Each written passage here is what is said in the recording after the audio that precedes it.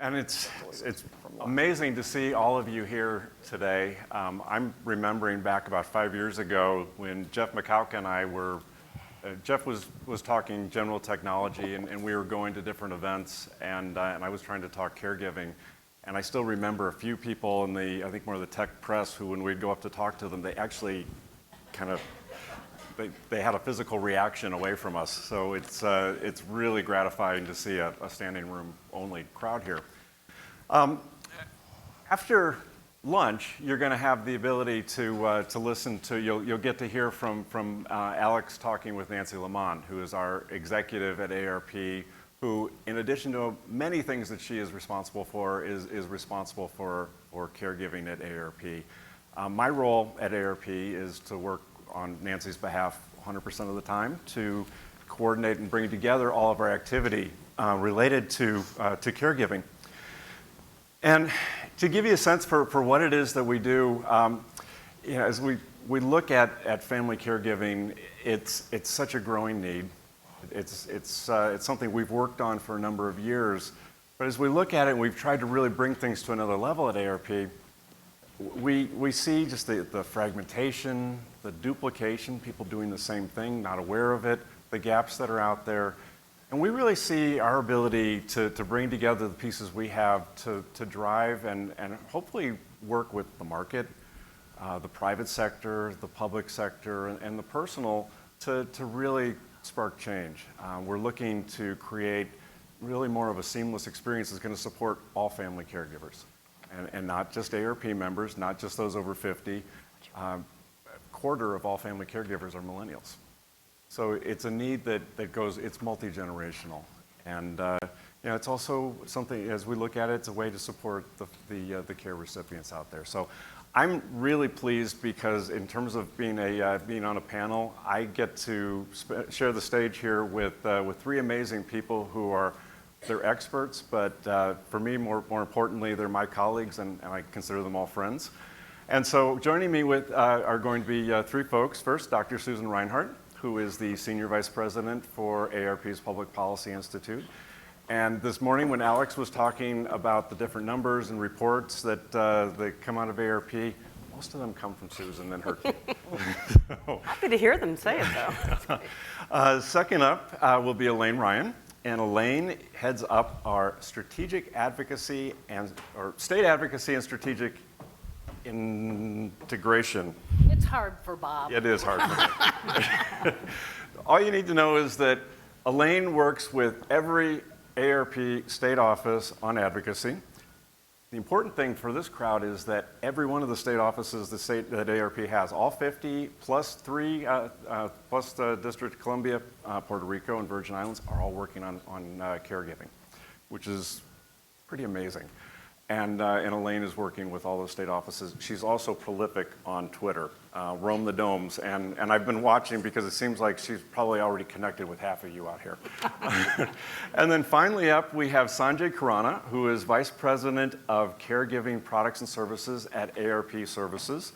And Sanjay is bringing really a tech and entrepreneurial spirit to AARP that is new to us in many ways. He's experiencing some growing pains. The thing I love about Sanjay is that, yeah, he's taking pictures. Sorry, got to keep the periscope going. Yeah.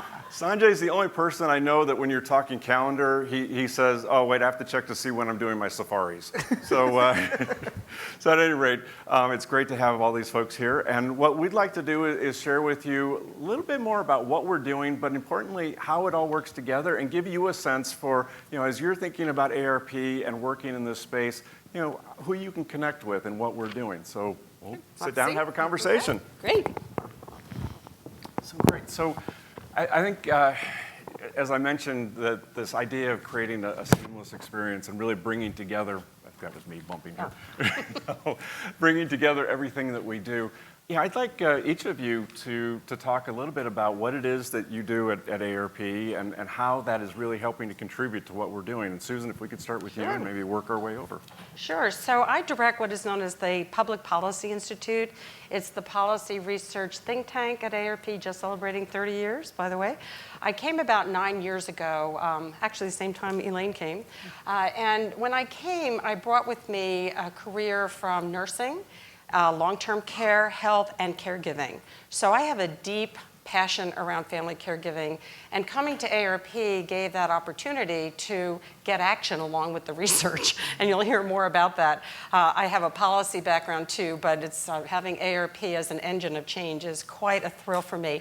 The Public Policy Institute now has built deep competencies in family caregiving. Rita Chula is in the back of the room, tweeting away, and she brings a focus on multicultural caregiving. We had Lynn Feinberg, who worked with Kathy Kelly, somewhere in the room, from the Family Caregiving Alliance.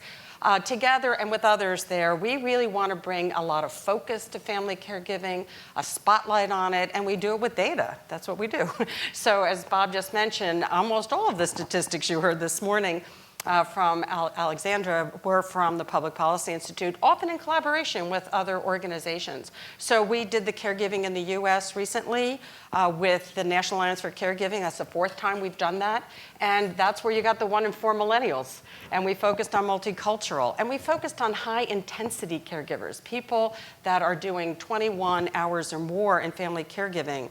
And by the way, when you take that group and you look at the average, they're doing 60 hours of family caregiving. It's quite amazing.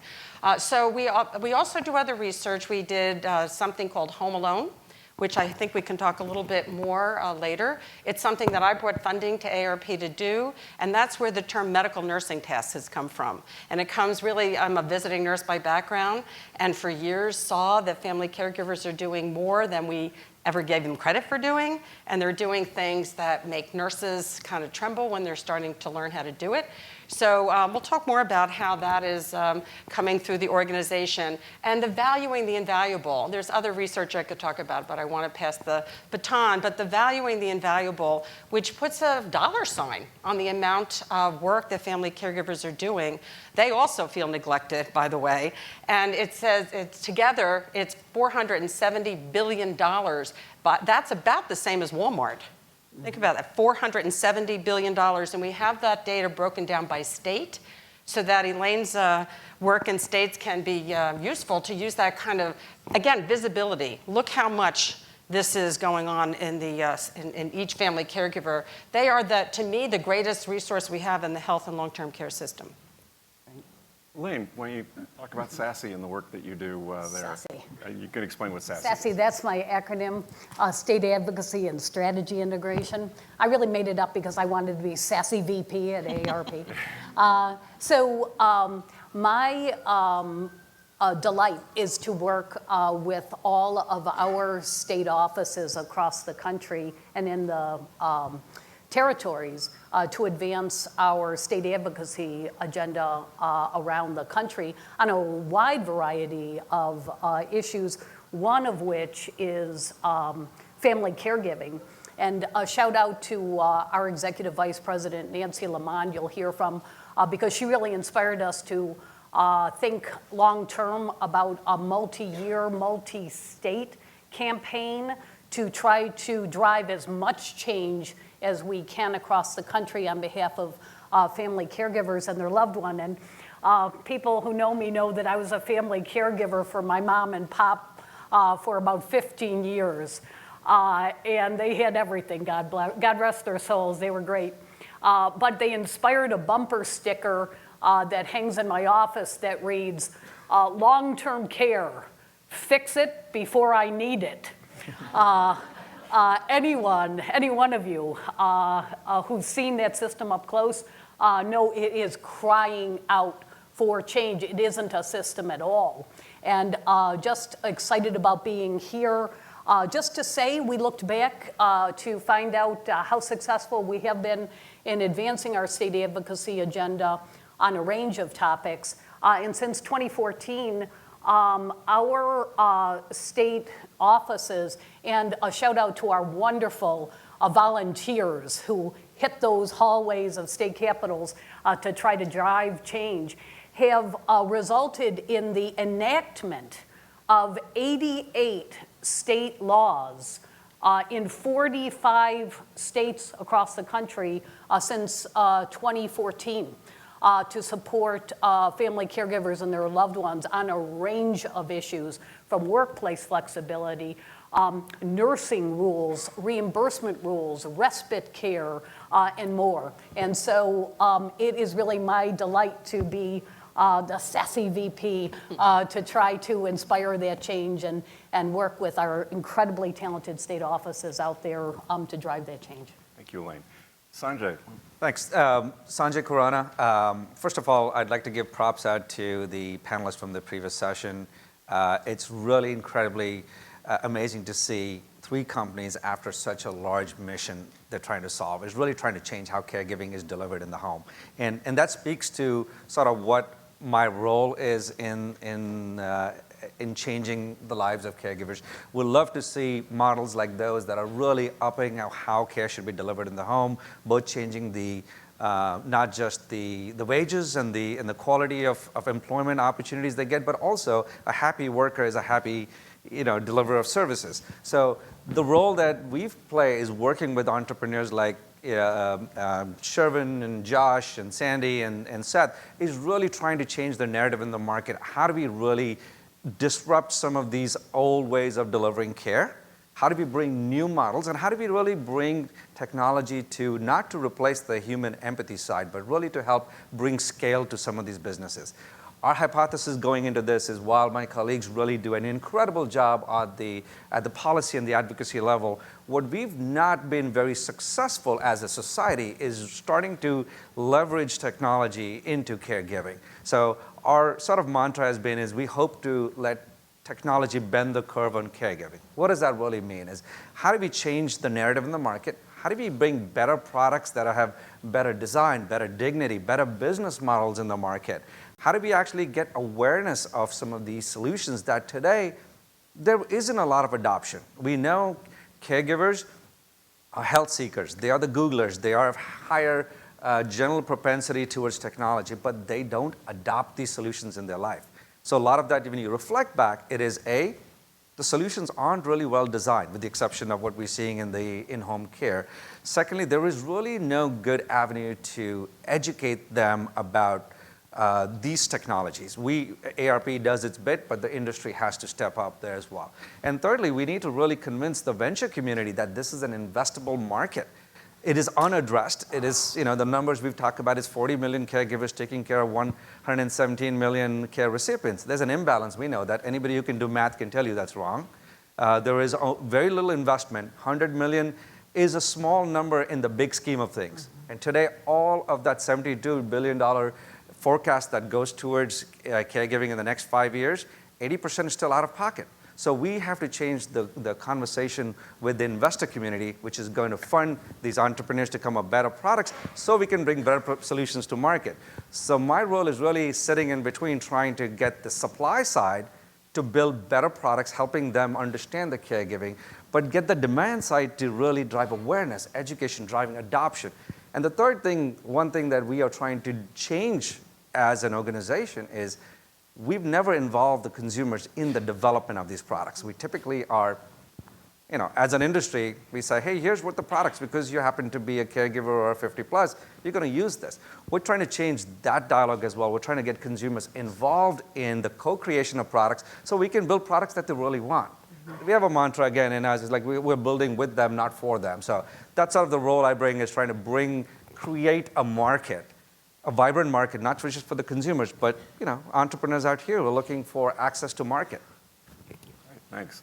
And I think building off of what Sanjay, you're talking about with technology, I think it'd be interesting if we could maybe kind of show how AARP is actually working together. So, how does an idea, how does something, the insights that we have with technology, then lead to action that, Elaine, you may see, and then over to Sanjay. I think that also would be interesting, just to get a sense for from an entrepreneur tech community, how are the ways that folks can work with us? So maybe let's start with that. And Susan, start with you from an insight and technology and what you're seeing, and maybe give us an example that we can all kind of weave through here. Okay, so I mentioned the Home Alone research. This research looked at the kinds of medical nursing tasks that family caregivers are doing, but more than that, the extent to which they learned how to do them.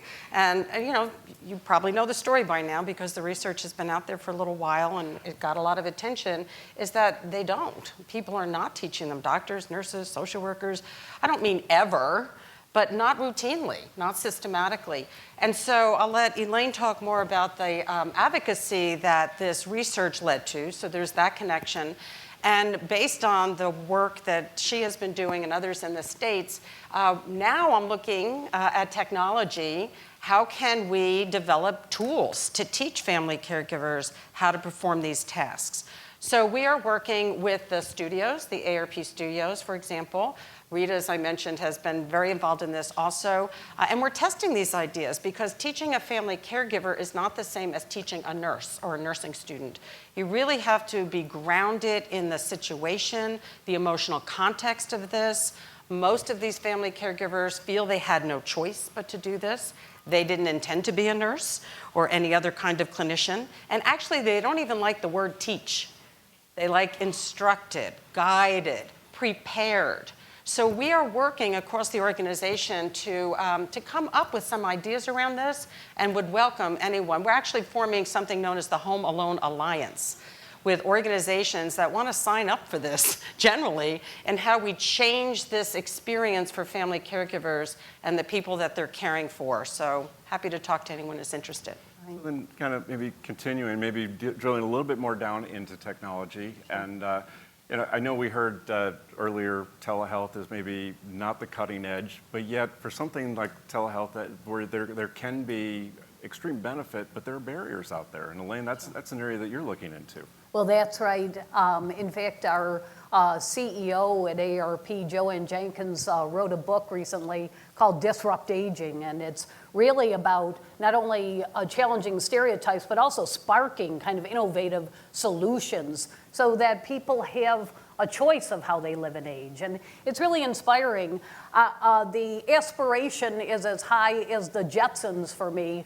When you remember Elroy, who was trying to fake that he needed to stay home from school because he was sick, and then the doctor beamed up from the ground to be able to say to Judy he wasn't sick at all.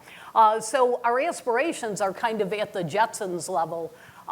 Unfortunately, state and local reimbursement methodologies for providers, technology rules, who can practice across state lines, regulations are rooted soundly in the Flintstones.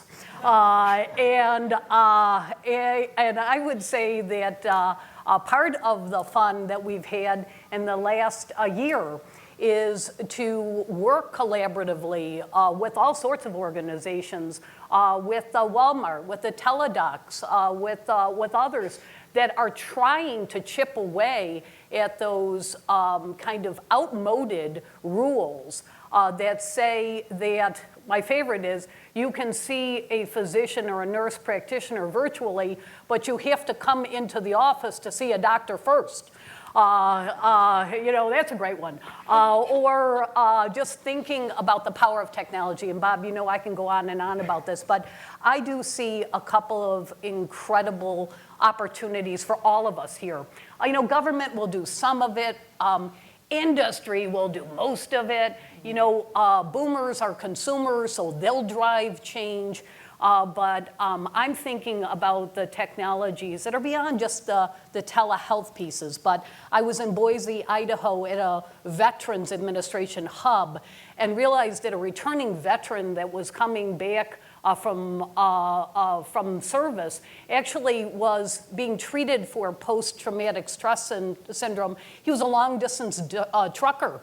So he would pull over the side of the road, flip open his iPad, go to his appointment, flip down and get back on the road.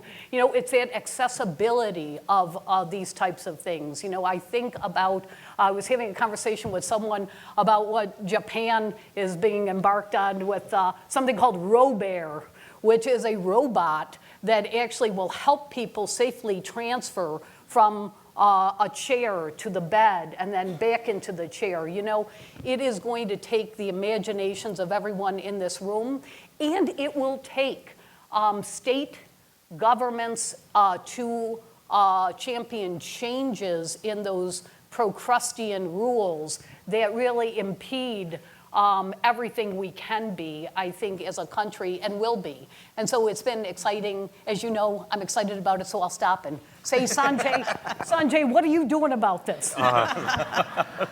Speaking of telehealth, actually, this is one of the areas that we're super excited because we think that at a population level, it can bring about change. That has really good potential to change how health is delivered in the home, because we know 60% of caregivers are in the workforce, so they have to juggle between time at work as well as trying to be there for their loved ones. And we found our goal is to leverage scale models in the market and shape them for our audiences, right? So telehealth being one, it's great for, it's a provider-patient relationship. But if you realize there's a problem for caregivers, they're not neither of those. Mm-hmm. So they are not in the coordination of care, okay? That's kind of a oops on the telehealth space. They never thought about this could be a use case that requires a compliance way of having the three-party in a consult. So we are now working with the telehealth industry to say, guys, you guys got scale. You guys are in health plans. You guys have the technology backbone to do a video, telephonic, and in some cases, chat-based consult. How about taking your existing products and creating a use case for us so that we can serve a population that otherwise is left outside the coordination of care? So that's, to us, is a way of using scale models in the industry, adapting it for our needs. But it doesn't stop there. The problem then I need to make sure is the policy and advocacy folks can get those learnings and try to bring change around the reimbursement, because today it's still out of pocket. Medicare does not pay for telehealth for this population. So how do we bring about change to start having a collective voice in the market, working with, with Elaine and Susan to get that message out to those legislative bodies to change that, right? And also to get some of the risk-bearing organizations to say, there could be a way to reduction in long-term care cost and better outcomes. So we use our consumer learnings, our industry shaping, to then get back other stakeholders to start changing this. So it's a collective platform for change. So that's one example of how we're kind of working with industry, but internal folks to bring some of the change. Yeah. I'd like to follow up a little bit, Sanjay. Earlier you mentioned that we're not creating for, but creating with. And could you describe a little bit more about some of the things that we're going to do, and how are we going to actually work with consumers, and what's that going to look like? So it's not easy, but what we found is caregivers as a population are generally very interested in speaking their voice in this industry. You'd be surprised because they're strapped for time. We know they are working two jobs, the home and the work front. They stress for time. They're heavily burdened. But when we engage them in the empathy discussion around caregiving, you'd be very surprised that they are actually the best beta users you'd ever want. They want to give you your ideas. They want to tell you about not necessarily the solution, but their pain points. And so for us, we are starting to engage in a lot of pockets of empathy discussion, and then we convert those into design sprints that, if anybody is in the tech space, knows that is not a very easy road to hoe because it takes a lot of effort. So we're trying to engage the consumers in helping us bring this into their lives. So that is very important in this space, especially unlike other social media spaces and other tech spaces. You have to listen to the customer. You have to get into their psyche. And then you can get into the solutioning, but do not do it the other way around, because you're bound to come up with a gray box that nobody wants. Mm-hmm. Secondly, I think then we have to look at is how do we scale this consumer engagement. So we're trying to create also for a lack of a better word, a digital sandbox where we actually bring consumers in, and we want them to experience some of these products, the in-home care products, the telehealth products, the transportation, the meal delivery options, not from the point of we're looking to monetize that. But we're looking for them to give us feedback before we can iterate and reiterate this product. So we're really asking for help from the consumer market, from caregivers and their loved ones. In many cases, we want the care recipients who are, at the end of the day, users for a lot of these products. But then there are some products that are being used by caregivers either as acquirers of those solutions or in some cases for their own quality of care. So we are asking for their involvement to help shape these products. We'll channel those learnings back into the market to say, you know what, this three-way thing is working, but it's so hard to get authorization, HIPAA compliant. Go simplify that. Or to tell the Ubers and the Lyfts of the world, look, you know what, we got to change how this whole ordering process works for caregiving because they want a simple way of keeping track of when the ride arrives. So we use consumer learnings to shape the market and vice versa. So engaging the consumer in this dialogue is probably one of our biggest change in shaping this market. Can I just add something? Yeah. Because we talk family caregiver as if it's one, homogenous, and our research clearly shows it's very, very heterogeneous. We always say, the 48 or the 49-year-old woman who's caring for her mother, it's almost a disservice to do that. It's the millennials, 40% are men. So men out there, you're stepping up, good job, keep it up. And you're not just doing the finances, you're actually bathing and dressing and all those things. So I think of the family caregiver in terms of their job. Mm-hmm. And they do different things, right? And I mentioned the high-intensity family caregiver, or there could be low-intensity family caregivers that are only spending a couple of hours a week, but they still need help. So they might be doing the shopping and the cooking and things like that. They're called instrumental activities of daily living. I hate to say light because it's not. It's very. So I think technology can help a lot around that. And then you get to those activities of daily living. That's the bathing, the dressing, getting people in and out of cars. And then you have what I'm now adding as the medical nursing tasks, which not a lot of people have thought at all. So in thinking about solutions, I keep urging to think not only the telehealth. Telehealth is great, by the way, for family caregivers, because the best thing you can do is ask them not to have to drive their mother to the doctors or to the nurse practitioners. So anything you can do to reduce it.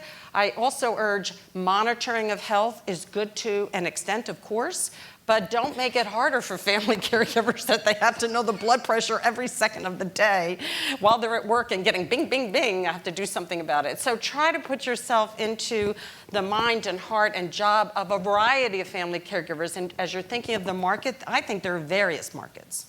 Yeah. And I think we heard, I think to the simplification, I think it was a great comment we heard on the first panel today about don't just add one more thing that folks have to do and how can we look to make that easier, and hopefully that's the type of thing that we can. If I might just say something on the simplification. So one of the things we don't want to build is more monitoring products. Okay, we want to build empowerment products. Yes. Please. No more, I'm going to periscope in and watch mom walking around the house. Exactly. Doesn't work. And when we learn and deep dive, actually if you can achieve that monitoring kind of need, but through empowerment. Mm-hmm. And we've come up with some very, very good learnings that say, look, you can do the same thing, whether it's through ambient sensing or through empowerment. And I'll give you a simple example for innovators out there. Voice works really well for them. Not everybody wants to pull out a app. Voice-based navigation was in a sense of empowerment that we found that was like very eye-opening for us. Mm-hmm. And caregivers want less information, not more information. Right. So don't give me dashboards that inundate me, right? So things like this, simplification actually is the best innovation in caregiving.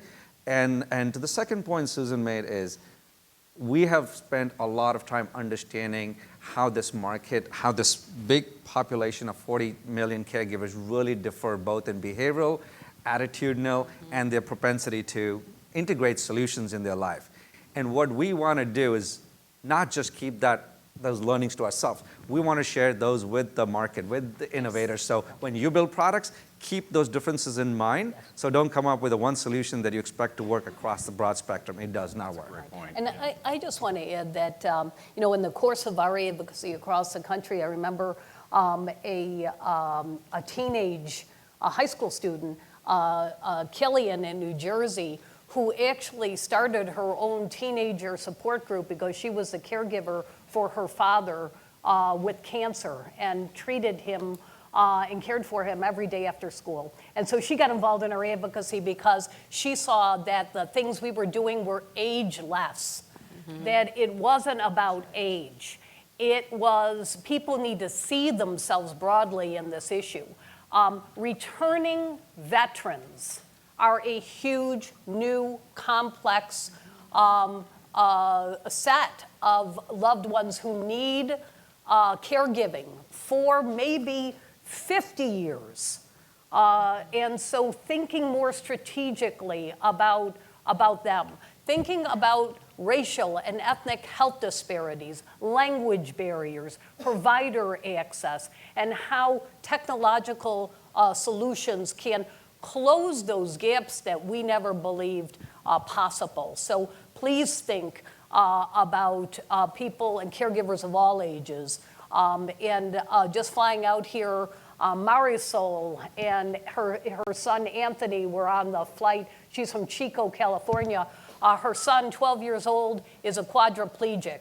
And it took six different people on the airplane, plus the passenger in 6A, the window, to try to situate Anthony in his seat on that airplane.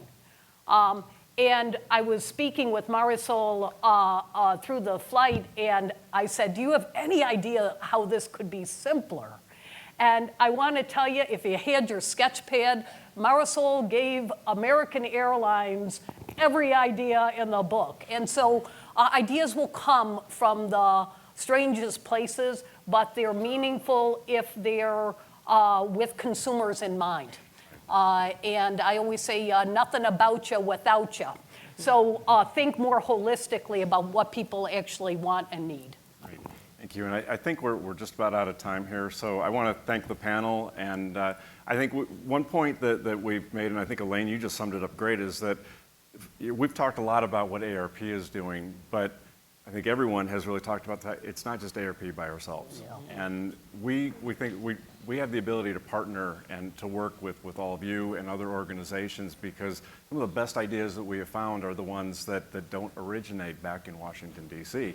They come from those that have ideas in real life situations. So I'm hoping that none of us have any business cards at the end of this meeting. Oh, great. Brought lots. So thank you all. And thank you very much. Been great. Thanks.